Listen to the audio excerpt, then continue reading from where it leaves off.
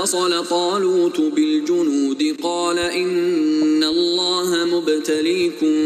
بنهر فمن شرب منه فليس مني ومن لم يطعمه فإنه مني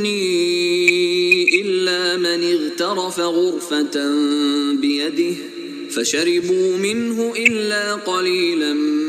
منهم فلما جاوزه هو والذين آمنوا معه قالوا لا طاقة لنا اليوم بجالوت وجنوده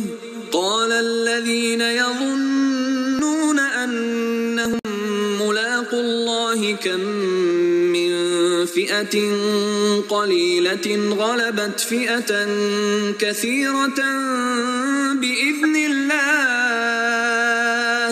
والله مع الصابرين.